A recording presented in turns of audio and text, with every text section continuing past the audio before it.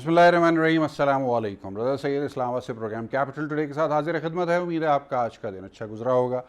आज कराची में एक मरतबा फिर बारिश की खबर है। इस वक्त जब हम आपसे गुफ्तगू कर रहे हैं तेज़ बारिश हो रही है, सड़कों के ऊपर पानी मौजूद है, लेकिन ट्रैफिक उसके बावजूद रवां दवा है। और हमारे साथ मौजूद हैं इस वक्त कराची से ही MQM के सीनियर रहनुमा ख्वाजा इजहारुल हसन साहब, जबकि स्टूडियो में मौजूद हैं हमारे साथ पाकिस्तान मुस्लिम लीग नवाज़ के रहनुमा डॉक्टर अफनानुल्लाह खान साहब, जो कि सिंध के नायब सदर हैं, और हमारे साथ पाकिस्तान पीपल्स पार्टी के रहनुमा बैरिस्टर आमिर हसन साहब लाहौर से मवासलाती रब्ते के ज़रिए मौजूद हैं। गुफ्तगू कुछ कराची की बारिश के ऊपर भी करेंगे, लेकिन उससे पहले बात होगी अब से कुछ देर पहले वफाकी वज़ीर जनाब असद उमर साहब ने बात की मीडिया के साथ, और उन्होंने हुकूमत की जानिब से उठाए गए कुछ फ़ैसलों के बारे में ऐलानात किए। ये फ़ैसले काउंसिल ऑफ कॉमन इंटरेस्ट के इजलास के बाद हुए, जिसमें उन्होंने बताया कि 10 तारीख़ से पूरे पाकिस्तान में तमाम रेस्टोरेंट्स और होटल्स को खोल दिया जाएगा।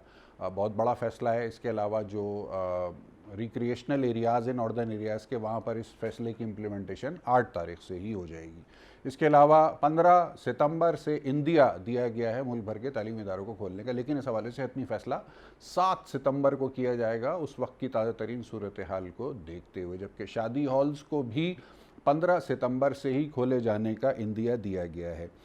कारोबारी इदारे और मार्केट्स के बारे में भी ये रिलैक्सेशन का ऐलान कर दिया गया है कि अब वो मामूल के मुताबिक अपना काम कर सकेंगे, यानी हफ्तावार सिर्फ एक तातील की जाएगी। उसके अलावा टाइमिंग उनके जैसे पहले थे कोविड लॉकडाउन या स्मार्ट लॉकडाउन से पहले के, उसके ऊपर उनको बहाल कर दिया गया है। क्या मुमकिन इम्प्लीकेशंस हो सकती हैं कोविड की रिलैक्सेशन के तहत, और हुकूमत ने ये फ़ैसला कितनी केयरफुल कंसिड्रेशन के बाद किया है, इसका भी जायज़ा लेंगे। और फिर ये बहस भी हो रही है इस वक्त कि डॉक्टर ज़फ़र मिर्ज़ा के जाने के बाद ये फ़ैसला एक बड़ा फ़ैसला है, तो क्या इस फ़ैसले को इम्प्लीमेंट करने में अगर पहले कोई मज़ाहमत थी तो क्या वो डॉक्टर ज़फ़र मिर्ज़ा की ज़ात के साथ जुड़ी हुई थी और उनके जाने के बाद वो मज़ाहमत दूर हो गई? इसके ऊपर काफ़ी स्पेकुलेशन और पॉलिटिकल डिस्कशन हो रहा है। इसका जायज़ा लेने की भी हम कोशिश करेंगे। ख्वाजा इजहारुल हसन साहब, अस्सलाम वालेकुम। जी अस्सलाम वालेकुम।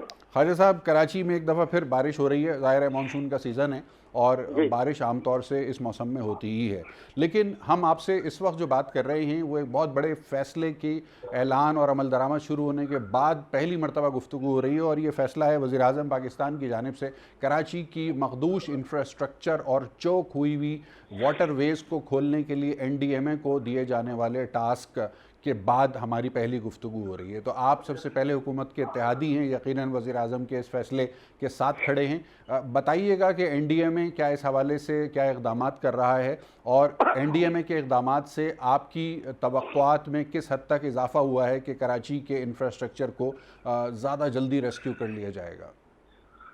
शुक्रिया रज़ा भाई। पहली चीज़ तो ये कि अब ये बात इस्टेब्लिश हो गई है कि कराची में गुज़िश्ता 10-12 साल से जो हुकूमत मौजूद है,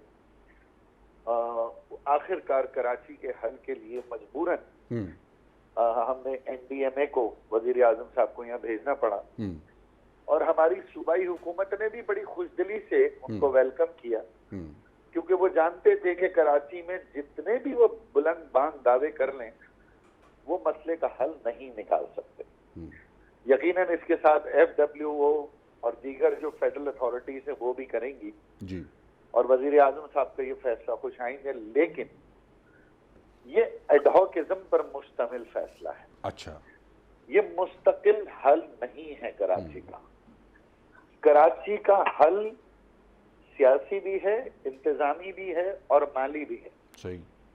सियासी हल इसका ये है कि कराची में जो लोग इस वक्त हुक्मरान हैं, कराची में ना उनकी कंस्टिट्यूएंसी है, ना उन्हें वहां से वोट मिलता है, तो लाजमी सी बात है बाय एंड लार्ज है ये बात। ठीक है, बिल्कुल सही है। हाँ। ना उनकी औताक पे रश होता है, ना उनको हल्के में जाके सुननी पड़ती है, ना उनको लोगों के दर्द का एहसास होता है, कतई नजर इससे कि उनके हल्के में इससे बुरा हाल होगा।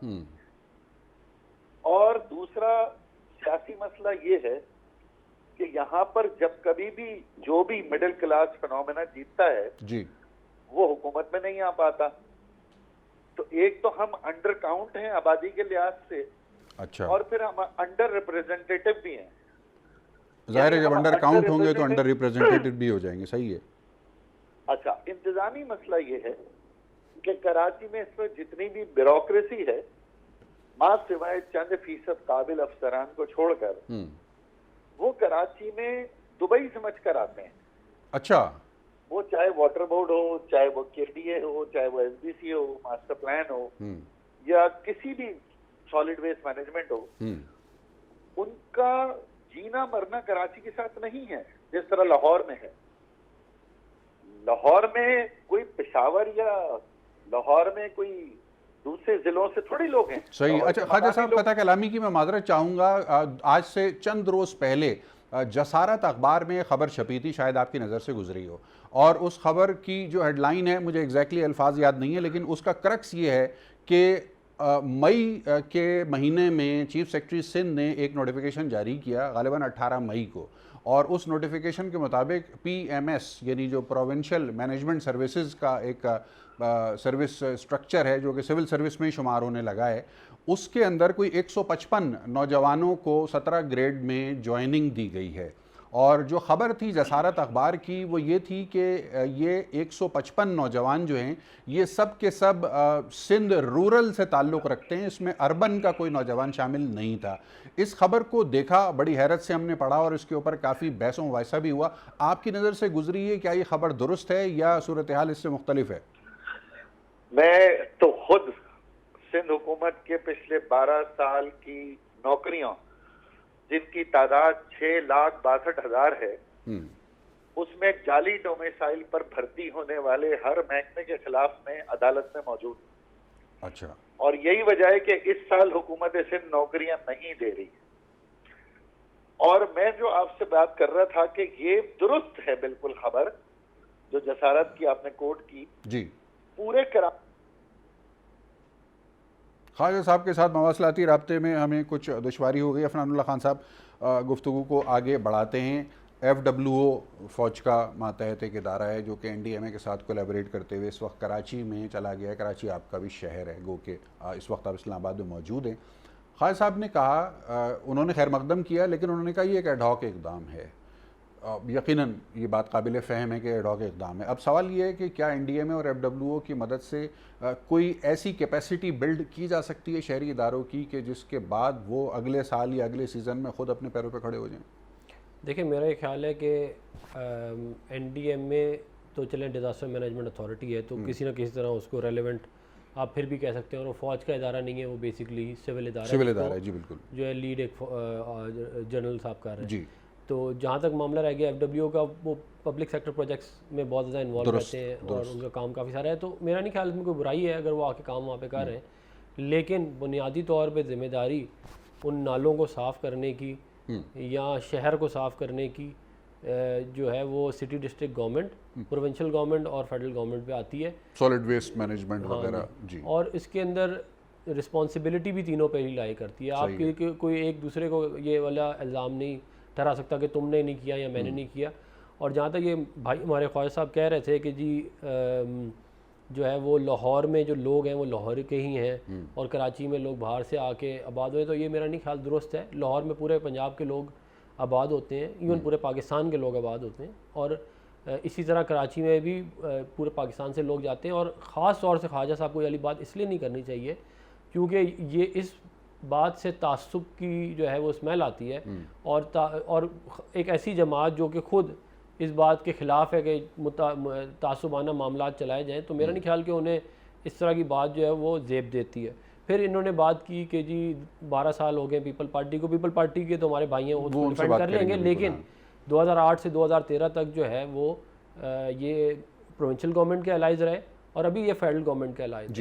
تو میرا یہ خیال ہے کہ یہ اس وقت ہو یہ رہا ہے کہ فیڈرل گورنمنٹ جو ہے وہ پروونشل گورنمنٹ پہ ڈال رہی ہے, provincial government city district government پہ ڈال رہی ہے, اپنی اپنی ذمہ داری کا ملبہ دوسروں کے اوپر ڈالا جا رہا ہے, کام نہیں ہو رہا. اور یہ پورے ملک کا یہ المیہ ہے اس وقت. آپ دیکھیں خالی نالے, آج تک کبھی نالے اوور فلو اسلام آباد میں نہیں ہوئے, اس سال اسلام آباد میں بھی نالے اوور فلو ہو گئے. یہ کبھی میں نے نہیں کیا کہتے پچھلے 22 سال میں. ظاہر ہے اگر آپ مینٹیننس بر وقت نہیں کریں گے, پریونٹیو مینٹیننس آپ کتنا اچھا بھی دنیا کا سسٹم بنا لیں ہوگا. بیرسٹر عامر حسن صاحب السلام علیکم.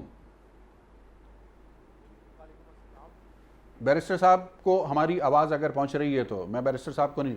جی بیرسٹر صاحب کی آواز مجھے نہیں ہے جی وعلیکم السلام جی بیرسٹر صاحب، کراچی میں این ڈی اے میں متحرک ہے اور مدد کر رہی ہے اس وقت صوبائی اور شہری حکومتی اداروں کی انفراسٹرکچر کو ریسٹور کرنے کے حوالے سے، جو کہ بارش کی وجہ سے بہت زیادہ پریشر میں ہے، دباؤ میں ہے۔ خواجہ اظہار الحسن کی گفتگو سنی ہے ابھی، اور عفنان اللہ خان صاحب کی گفتگو بھی آپ نے سنی ہے، کیا کہیے گا اس حوالے سے؟ جو ہمارے سویلین ادارے ہیں، خاص طور پر صوبائی اور شہری حکومت کے، ان کی کیپیسٹی کو بلڈ کرنے کے لیے کس قسم کے اقدامات کی ہمیں ضرورت ہے؟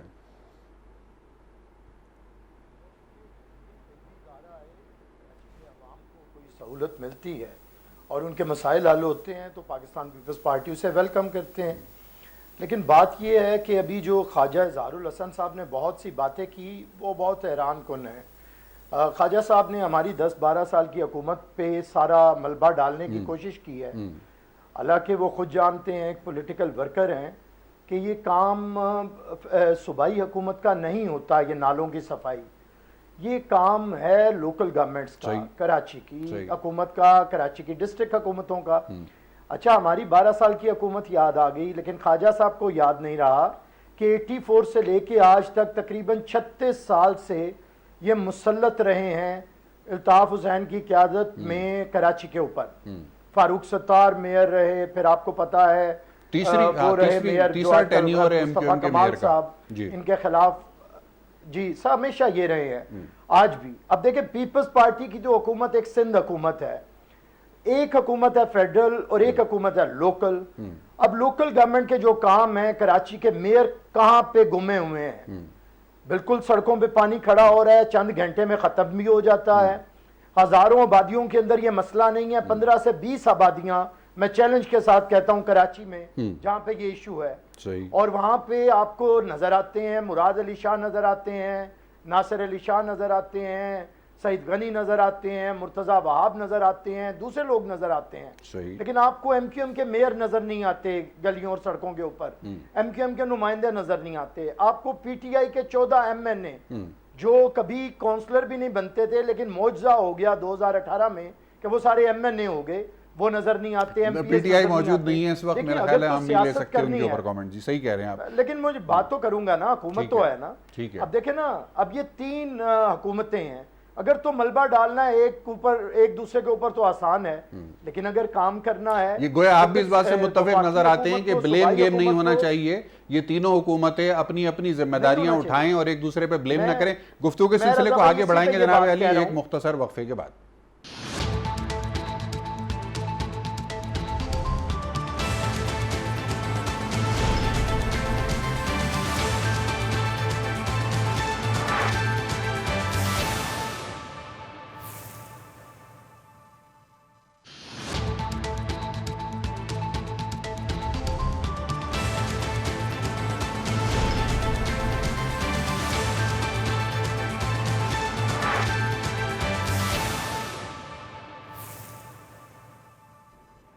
جی وقفے کے بعد خوش آمدید۔ پاکستان پیپلز پارٹی کے رہنما بیرسٹر عامر حسن ہمارے ساتھ مواصلاتی رابطے پر موجود ہیں۔ وقفے پہ جانے سے پہلے کچھ دشواری آئی تھی آڈیو میں، بیرسٹر صاحب آپ کی گفتگو ہم مکمل نہیں سن سکے تھے۔ جی بہت شکریہ رضا بھائی، میں وہیں سے شروع کروں گا کہ میں خواجہ اظہار الحسن صاحب کے جواب میں کہہ رہا تھا کہ خواجہ صاحب نے بڑی سادگی میں فرما دیا کہ ان کی حکومتیں، میں بتا رہا تھا کہ 84 سے لے کے آج تک کراچی پہ یہ قابض ہیں، اس کے بعد ہر حکومت کا، وہ ہماری حکومت ہو 88 میں 90 میں میاں صاحب کی ہو، پھر ہماری ہو، پھر میاں صاحب کی ہو، پھر جنرل مشرف کی ہو، پھر ہماری ہو، پھر میاں صاحب کی ہو، اور اب پی ٹی آئی کی ہو، ہر حکومت کا حصہ رہے ہیں۔ اتنی خوش نصیب جماعت کوئی بھی نہیں ہے کہ جسے اتنا حکومتوں میں رہنے کا موقع ہو، اور اتنی حکومتیں بھگتانے کے بعد بھی رودالیوں کا کردار انہیں جچتا نہیں ہے رونا دھونا ڈالنا۔ میں خواجہ صاحب سے درخواست کروں گا کہ آپ کے بہت سے گناہ ہیں الطاف حسین کی قیادت میں کام کرنے کے، تو آپ سب ملیں، کراچی کے لوگوں کو ان کا حق واپس لوٹائیں۔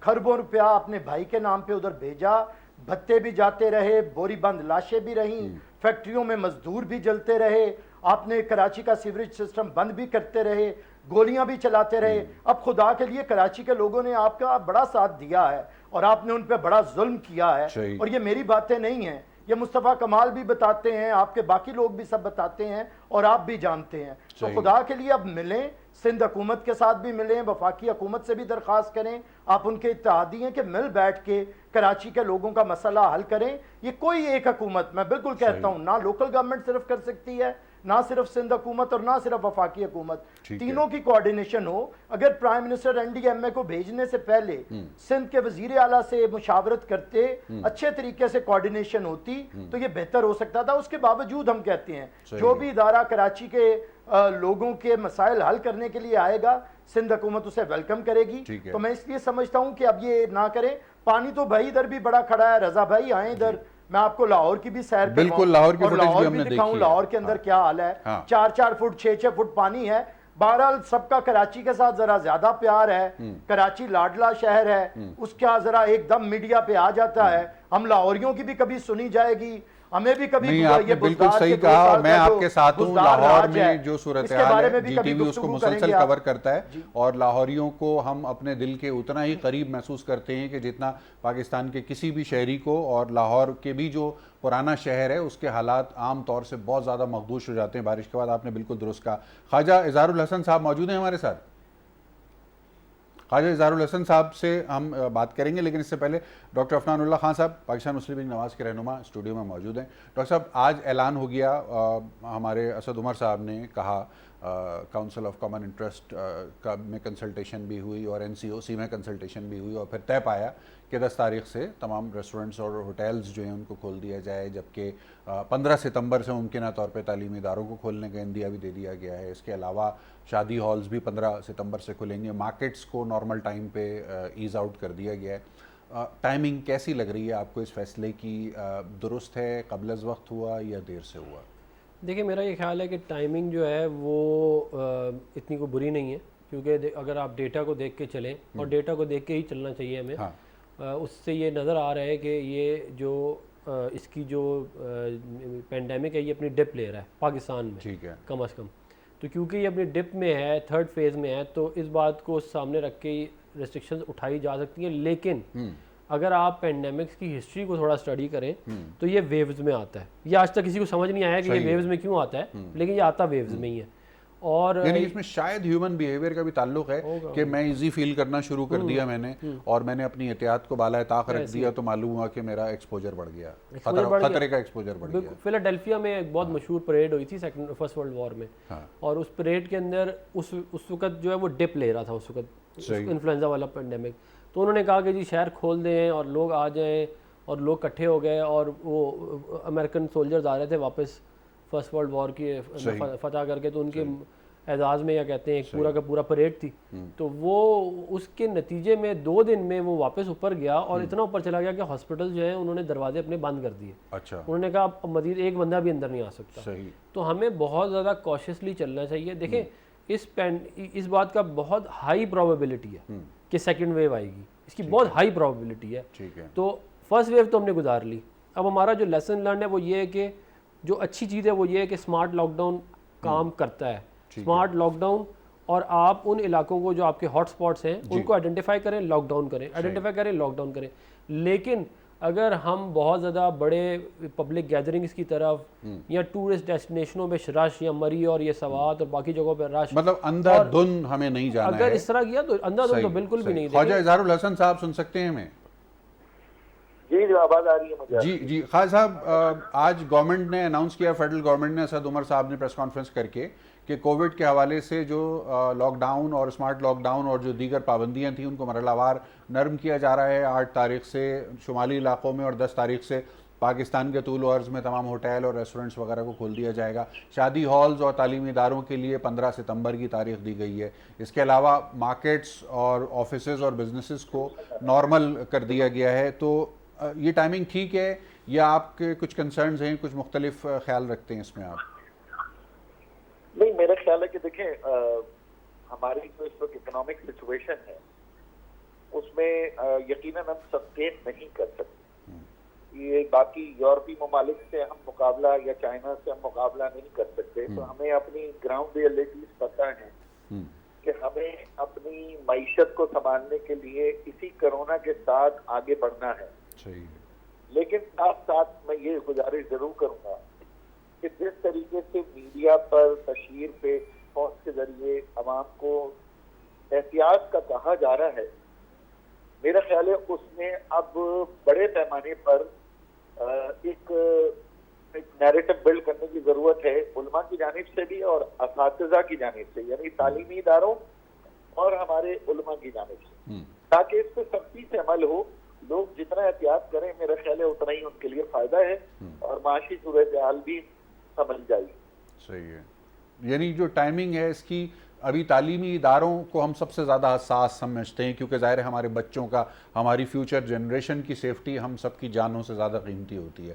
ہم اپنے بچوں کو تعلیمی اداروں میں دوبارہ بھیجنے کے لیے 1 ماہ کے اندر تیار کرنا ہے ہمیں ذہنی طور پہ، گو کہ 7 تاریخ کو 7 ستمبر کو اس پہ نظر ثانی کیا جائے گا، لیکن یہ سب سے عام ترین فیصلہ شاید ہوگا کہ بچوں کو واپس اسکول بھیجا جائے اور تعلیمی اداروں میں بھیجا جائے. کیا کہیں گے اس پہ آپ؟ دیکھیں اس کے علاوہ ہمارے پاس کوئی حل نہیں ہے. آپ یہ بتائیں کہ پاکستان میں بھی تہرا تعلیمی نظام ہے. ہاں. 3 طبقاتی نظام میں ایک طبقہ تو او لیولز والا آن لائن کلاسز لے بھی رہا ہے اور گزارا کر بھی رہا ہے. صحیح. لیکن جو دوسرا پرائیویٹ اسکول والا سسٹم ہے، جو میٹرک سسٹم ہے، ان میں سے 70% 60% بچے ایسے ہیں جن کے پاس انٹرنیٹ نہیں ہے، اور جس کے پاس انٹرنیٹ ہے اس کے پاس بجلی نہیں، اس ٹائمنگ ہے. اور پھر ایک طبقہ ہمارا سرکاری اسکول کا ہے جی، جس میں آپ سب کچھ دے بھی دیں تو بھی تعلیم کا نتیجہ 0 ہی ہے. ہاں. تو میرا خیال ہے کہ ہماری مجبوری ہے کہ ہم آن لائن نہیں جا سکتے، ٹیکنالوجیکل ہم اس سے فائدہ نہیں اٹھا سکتے، تو ہمیں بچوں کو اویئرنیس دے کر اسکولوں میں بہت سختی سے یہ تعلیمی ہمیں جو ہے نا یہ ادارے کھولنے پڑے. ٹھیک ہے. یعنی یہ فیصلہ ایک مشکل فیصلہ ہوگا، سینسیٹیو فیصلہ ہوگا، لیکن یہ ہمیں لینا ہوگا. جب ہم پہلے آپ سے گفتگو کر رہے تھے 155 افسران کی اپوائنٹمنٹ کے نوٹیفیکیشن کے حوالے سے، اس وقت ہمارا آپ سے رابطہ منقطع ہو گیا تھا. اگر آپ اس بات کو مکمل کر سکیں تو. دیکھیں میں صرف یہی کہنا تھا کہ ایک تو میں نے آپ کو بتایا کہ کراچی کا سیاسی مسئلہ ہے، دوسرا میں نے آپ کو بتایا کراچی کا انتظامی مسئلہ ہے جس کی آپ نے نشاندہی کر دی. جب کراچی کے منتخب لوگ حکومت میں ہی نہیں ہوں گے، کراچی کے افسران کراچی سے نہیں ہوں گے، نہ میرا فقیر یہاں کا، نہ میرا چور یہاں کا، نہ میرا ڈاکو یہاں کا، نہ میری پولیس یہاں کی، تو پھر اس شہر کو کون کرے گا؟ پچھلے 4 مہینے سے سی یو بند ہے، تو ماشاءاللہ آپ دیکھیں صاف ستھرا ساحل آپ کو نظر آ رہا ہے. ابھی یہ سی یو کھل جائے تو جناب یہاں پر نہ کوئی کنٹرول ہوگا اور پورے پاکستان کا دھن آپ کو یہاں مل جائے گا. تو میری گزارش یہ ہے کہ ایک انتظامی مسئلہ درست کرنے کی ضرورت ہے. اس شہر کے بچوں کو نوکریوں سے محروم رکھا جا رہا ہے جعلی ڈومیسائل کی وجہ سے، پولیس میں بھرتیوں میں روکا جا رہا ہے. صحیح. تو ظاہر کی بات ہے جب باقی عام فورسز میں وہ کیسے موٹیویٹ ہوں گے، یا کمشنریٹ سسٹم میں کیسے جائیں گے، یا سروس کمیشن ہے. اور آخری مسئلہ اس شہر کا جی وہ ہے مالی مسئلہ. صحیح. یعنی 2008 میں یہ شہر 60 ارب روپے دیتا تھا اور آج یہ شہر 300 ارب روپے دیتا ہے صوبائی حکومت کو. صحیح. اور سالانہ اوسطاً 3 ارب روپے اس شہر پہ لگتا ہے. اس میں میں نے سندھ کی پوری کابینہ کو یہ دعوت دی ہے کہ میرے ساتھ اس پہ وہ مناظرہ کر لیں بجٹ بکس لے کر جو آپ کی چھپی ہوئی ہیں، کہ اس بار بھی 156 اسکیمیں، اس کی مالیت 60 ارب روپے ہے جی، لیکن جو رقم مختص کی گئی ہے خرچ کرنے کے لیے وہ 6 ارب روپے 2 سال میں. صحیح. تو یہ شہر کا سیاسی، انتظامی اور مالی مسئلہ ہو، اس میں این ڈی اے میں FWO یا وفاقی ادارے وقتی طور پہ تو ریلیف دے سکتے ہیں، صحیح، لیکن اس شہر کا مسئلہ مستقل بنیادوں پہ حل نہیں کر سکتے. ٹھیک ہے. بہت بہت شکریہ خواجہ اظہار الحسن صاحب، قیمتی وقت دیا آپ نے ہمارے ناظرین کے لیے. بیرسٹر عامر حسن صاحب کی طرف ہم چلتے ہیں، پاکستان پیپلز پارٹی کے رہنما ہیں. بیرسٹر صاحب، ایک تھوڑا سا بین الاقوامی معاملہ ہے، اس کے اوپر بھی نگاہ ڈالنا بہت ضروری ہے، کیونکہ آپ نے یقیناً دیکھا ہوگا، خبر آپ کی نظر سے گزر رہی ہوگی کہ 2 روز قبل ہم نے دیکھا بیروت میں ایک بہت ہی تباہ کن صورتحال پیش آئی اس وقت کہ جب اطلاعات کے مطابق وہاں پر ایک دھماکہ ہوا ساحل، ان کی پورٹ جو بندرگاہ ہے بیروت کی اس کے پاس، اور اس کے اندر ایک بڑی تعداد ہے لوگوں کی جو جاں بحق ہو گئے اور अरबों रुपए का वहाँ पर माली नुकसान हो गया, ज़ख्मियों की एक बहुत बड़ी तादाद है। फिर एक चेन ऑफ इवेंट की सूरत हाल पैदा होते हुए हमने देखी कि अजमान जो कि मुत्तहिदा अरब इमारात की एक अहम जगह है, वहाँ पर आतिश ज़दगी होती है पुरस्रार किस्म की, जिसके अंदर बड़े पैमाने पर नुकसान होता है। और फिर आज की ताज़ा तरीन हमने ख़बर देखी कि जनाब इराक़ में नजफ़ शहर में फिर आतिश ज़दगी की सूरत हाल पेश आती है। तो ये एक इंटरनेशनल चेन ऑफ इवेंट्स है जो कि ख़ास खित्ते में इस वक्त वक़ू पज़ीर हो रहा है। अल्लाह ताला पाकिस्तान को महफूज रखे, लेकिन ये भी हमारे बरादर इस्लामी ममालिक हैं और इसके अंदर भी जो लोग मुतासिर हो रहे हैं वो दरअसल हमारे और आपके भाई बहन ही हैं। क्या कहना चाहेंगे इस हवाले से?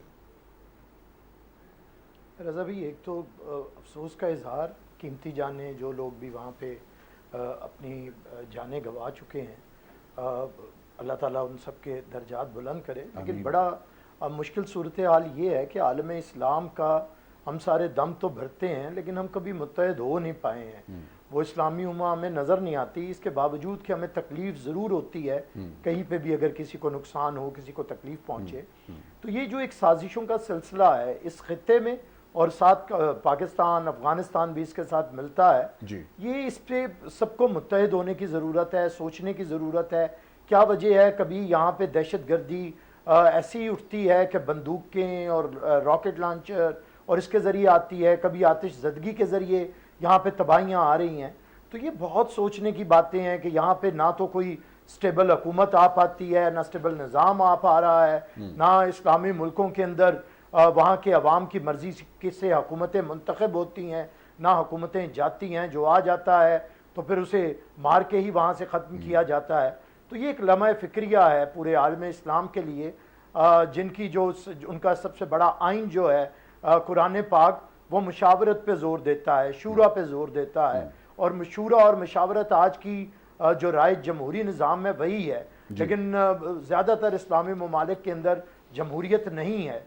मेरे ख्याल से जब वहाँ पे मुतलकुल अनान हुक्मरान आते हैं तो फिर वो इसी तरह मामलात हैं, अवाम की ख्वाहिशात के तहत हुकूमतें नहीं हैं, साजिशें क्यों गढ़ी जाती हैं, क्यों आलमी इस्तेमार अपनी मर्ज़ी की वहाँ पे हुकूमतें बना के और अपनी मर्ज़ी के खेल खेलता है, पपेट्स के ज़रिए निज़ाम चलाता है। ये बड़ा एक लम्हा फ़िक्रिया है, लेकिन इसमें लाखों मुसलमान जिस तरह तकलीफ़ में गुज़र रहे हैं, मेरे ख्याल से कोई अल्लाह ताला अपना ख़ास करम करे, हमारे अंदर दोबारा कोई शहीद जुल्फ़िकार अली भुट्टो जैसे, शाह फैसल जैसे, अनवर सादात जैसे हुक्मरान पैदा हों, लीडर्स पैदा हों कि वो सोचें और पाकिस्तान और इसके साथ आलम इस्लाम के अवाम का मुकद्दर। बड़ी खूबसूरत बात कही आपने। हमारे साथ इस वक्त मवासलाती राब्ते पर मौजूद हैं हमारे मोहतरम दोस्त जनाब अब्दुल्ला हमीद गुल साहब। अब्दुल्ला हमीद गुल साहब, अस्सलाम वालेकुम।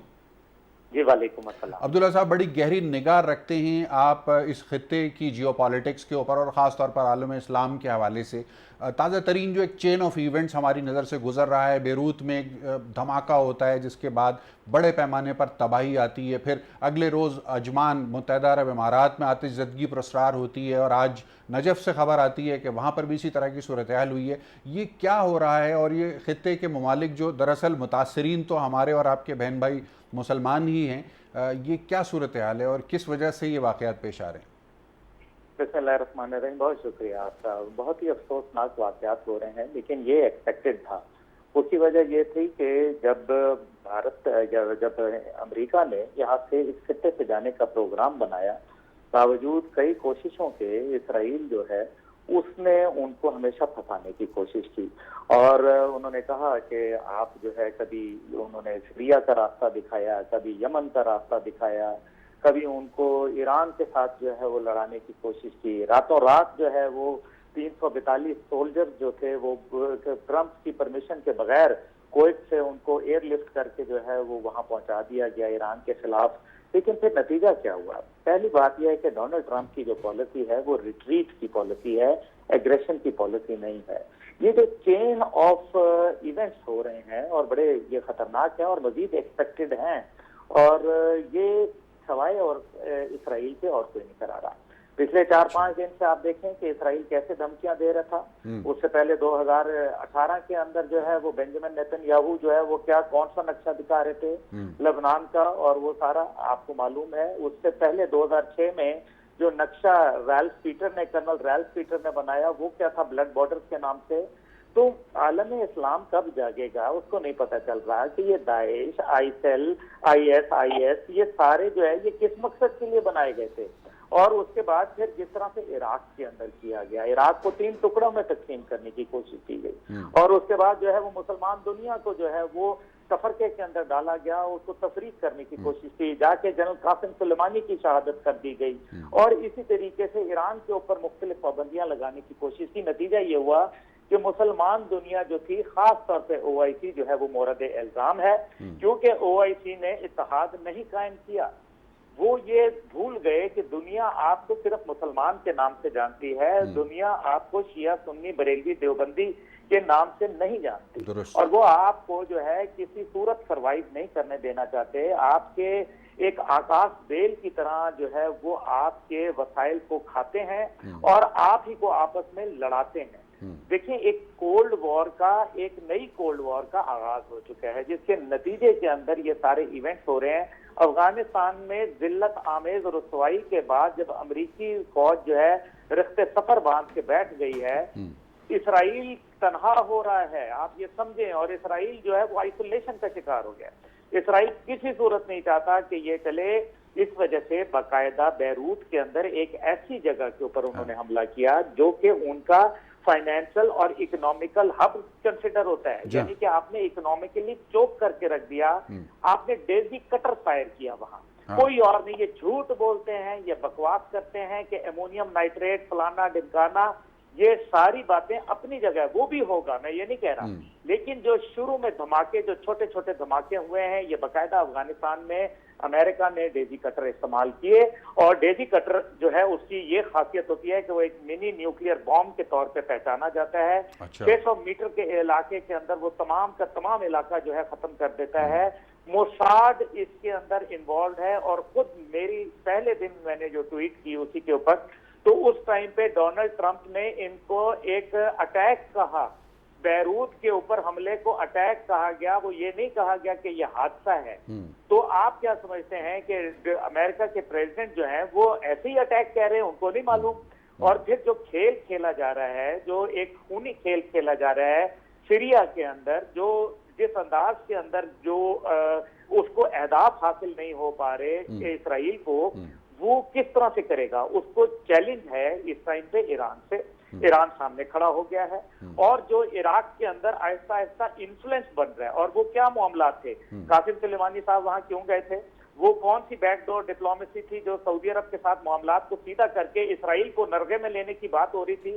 یہ سارا کا سارا جو ایک مسلمانوں کا آپس میں اتحاد ہے، اس کو توڑنے کی پوری کوشش کی جا رہی تھی. یہ بات ٹھیک ابھی ہمارے رہنما جو پیپلز پارٹی کے بیٹھے ہوئے ہیں محترم عامر حسن صاحب نے یہ بات ٹھیک کہی ہے کہ اس ٹائم پہ ہمیں ایک قداور شخصیت کی ضرورت ہے، لیکن وہ قداور شخصیت کیا اسلامی دنیا میں نظر آ رہی ہے؟ ہم تو یہ دیکھ رہے ہیں کہ جو سعودی عرب جس کو ایک بہت ہی اہمیت حاصل ہے، سعودی عرب ابھی تک وہ کردار نہیں ادا کر پا رہا جو کہ ان کو کرنا چاہیے امت اسلامیہ کے لیے آگے بڑھ کر. لیکن وہ مقصد یہ ہے کہ ہم یہ دیکھ رہے ہیں کہ وہاں ایک بہت بڑا یو ٹرن لیا گیا ہے، اور وہ یو ٹرن جو ہے وہ کہ ان کے معاشرے کے لیے نقصان دہ ثابت ہو سکتا ہے آنے والے وقتوں میں یقینی طور پر اس کے مضمرات ہو سکتے ہیں. جی عبدالحمید گل صاحب، بہت قیمتی وقت دیا آپ نے ہمارے ناظرین کو، اور بہت اہم گفتگو بھی کی، بہت اہم نکات کی طرف آپ نے اشارہ کیا، خاص طور پر موساد کی ممکنہ انوالومنٹ کو آپ نے ایکسپوز کیا. اس میں بہت بہت شکریہ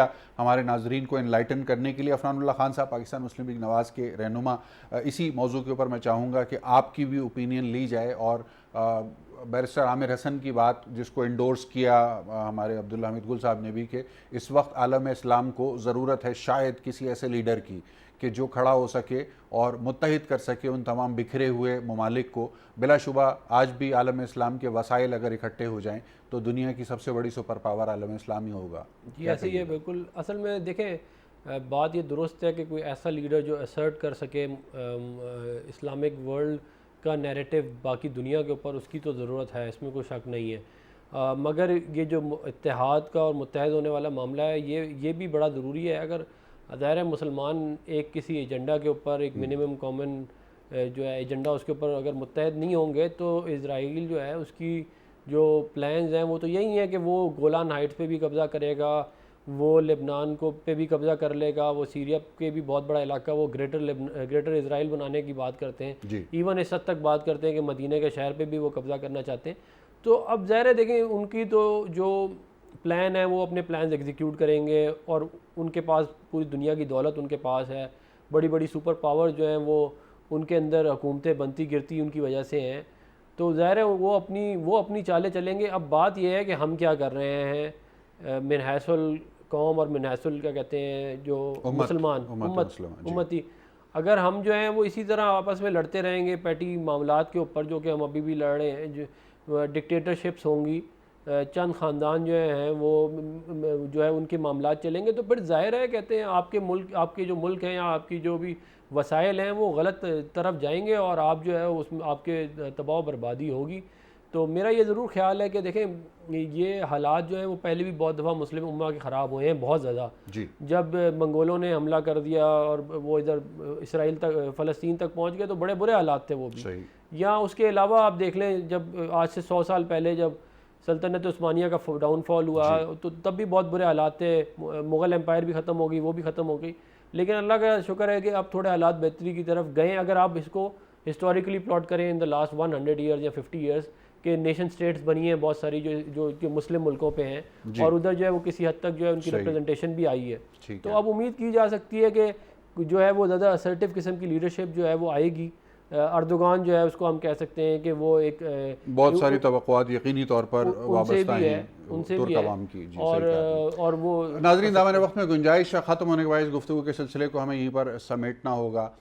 کووڈ کے حوالے سے آپ کو ایک دفعہ پھر ہم یہ بات یاد دلائیں گے کہ گو کہ حکومت کی جانب سے لاک ڈاؤن اور اسمارٹ لاک ڈاؤن میں نرمی کی جا رہی ہے، لیکن ساتھ ساتھ یہ بھی بتایا جا رہا ہے حکومت کی طرف سے اور ڈاکٹرز کی طرف سے کہ احتیاط جاری رکھنا بہت ضروری ہے، بلکہ احتیاط کو شاید بڑھا دینا زیادہ ضروری ہوگا، اس لیے کہ اب جب زیادہ ایزی فیل کر کے لوگ بڑی تعداد میں باہر نکلنا شروع ہوں گے تو خطرات بھی بڑھنا شروع ہو جائیں گے. اس لیے احتیاط بہت ضروری ہے. ماسک استعمال کیجئے، ہینڈ سینیٹائزر کا استعمال کیجئے، ہاتھ دھوتے رہیے اور کوشش کیجئے کہ زیادہ اکٹھے ایک جگہ پر لوگ غیر ضروری طور پر جمع نہ ہوں. اپنا بہت خیال رکھیں. جی پاکستان کے لیے.